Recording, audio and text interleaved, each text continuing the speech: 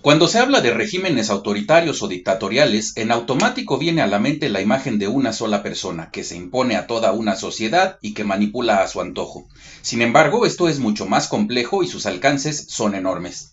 De tal manera que no, estos regímenes no significan solamente el poder absoluto sobre una sociedad, un país o incluso de una organización por una sola persona.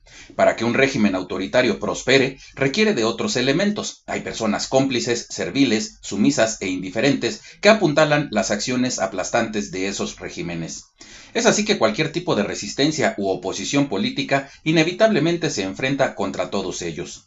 La lucha no es contra un individuo, sino contra un monstruo de 1000 cabezas, lo que significa enfrentar al régimen que es un engranaje represor sin límites. Pero, ¿por qué se da esta complicidad? Bueno, pues para lograr asomarnos un poco a este complejo fenómeno, quizá podríamos mencionar un factor clave: el sometimiento.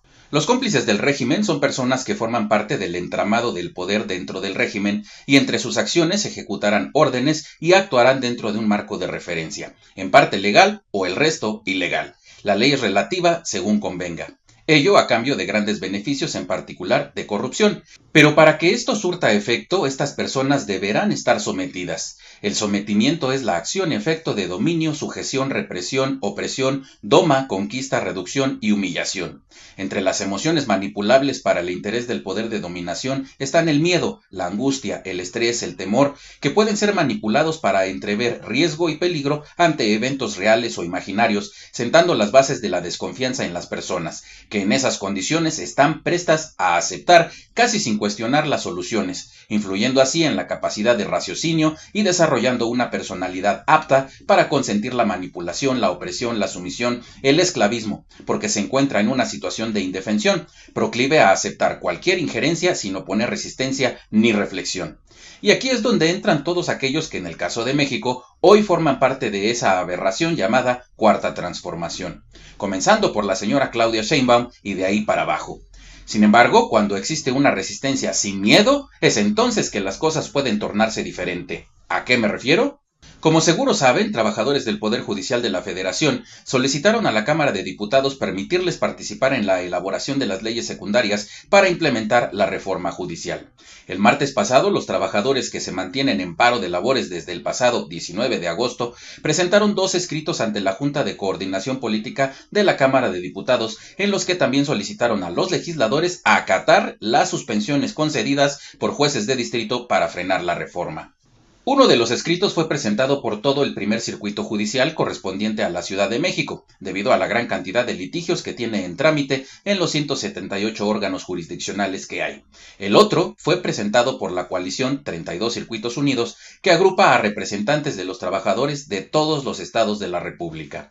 Dicha protesta ocurre un día después de que Claudia Sheinbaum enviara al Senado de la República 2 iniciativas de legislación secundaria que Morena y sus aliados pretenden aprobar esta misma semana, en las que se detallan las obligaciones de la autoridad electoral en este proceso. Apenas este 7 de octubre, el gobierno de Guanajuato impugnó ante la Suprema Corte de Justicia de la Nación la reforma judicial al presentar una controversia para combatir dicha modificación constitucional, convirtiéndose en el primer estado en hacerlo.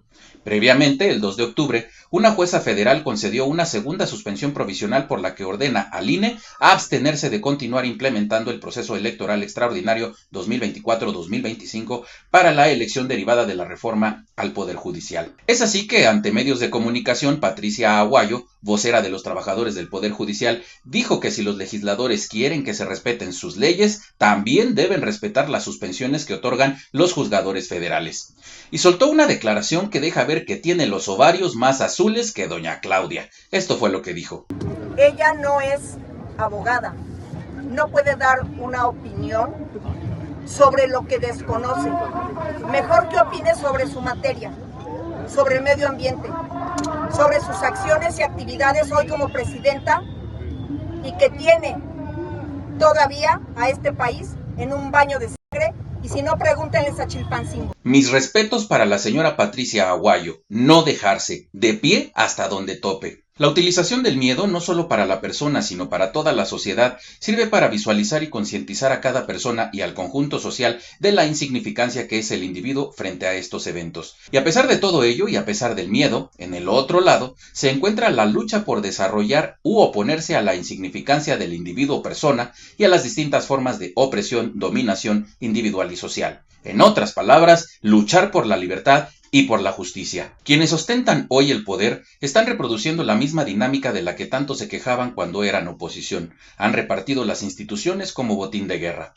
Dinamitar a las instituciones autónomas del Estado solo sirve para consolidar la fuerza de los aparatos políticos, esos que no son sino esas redes de influencia y apoyo recíproco que se imponen sobre la ley y las reglas formales. Secuestran a los organismos e instituciones creadas para atender derechos propios de la ciudadanía y tergiversan los fines que en teoría le deben corresponder al Estado, en función de sus propias ambiciones. La realidad es que la legalidad en este país es endeble, y eso sucede porque la ley no se respeta, sino se tuerce y se interpreta a modo, con la única intención de afirmar o legitimar los intereses del régimen.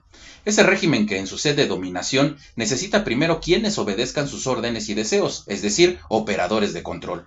Estos cómplices, además de obedientes, son partícipes del abuso, que, además del propio poder sobre personas y bienes, pueden enriquecerse a gran escala. Sirven al régimen precisamente porque son parte del poder. Además están los serviles, esas personas que obedecen y agachan la cabeza obedeciendo sin chistar lo que el régimen les ordena, directamente o a través de sus cómplices con poder, sus superiores o jefes. Son características suyas la debilidad de carácter, el principio de que las órdenes se cumplen, no se discuten. Aquí entra la presirvienta, los diputados, los senadores, las famullas con toga en la corte, en el INE, todos esos malvivientes. Carecen de voluntad propia dentro de la estructura del Estado y tratan de cuidar su empleo, que no los sobajen, los castiguen o los despidan, o hasta que los arresten, los encierren, los torturen o los desaparezcan, que los echen del cargo y los conviertan en parias a quienes nadie les dará empleo. Otro tipo de cómplices son los que se benefician de apoyar al régimen y a los serviles, quienes están fuera de la estructura de gobierno.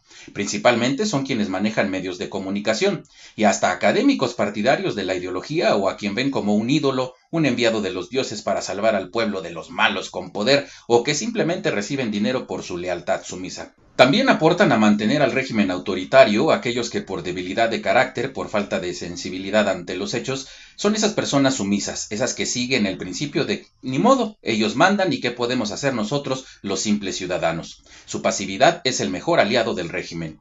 Y existen los colaboradores pasivos, que son los indiferentes, los que ven y hasta viven los abusos del poder y no les importa ni les sensibiliza. Ven los abusos, ven violaciones flagrantes a los derechos humanos por parte del régimen y se quedan callados. Es muy importante tomar a toda esa gente en cuenta cuando se habla de un régimen autoritario. No es el poder de uno solo, no. Es el poder mayúsculo de uno solo y de toda la caterva de lacayos que forman parte del poder, de la corrupción, que obedecen por falta de principios, de conciencia, por debilidad de carácter o todas las anteriores.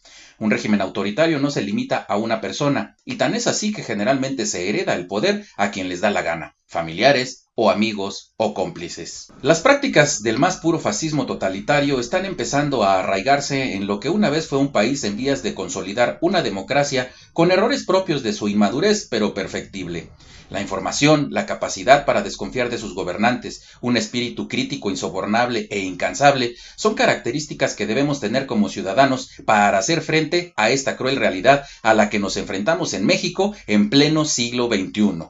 ¡Viva la libertad! No nos someteremos.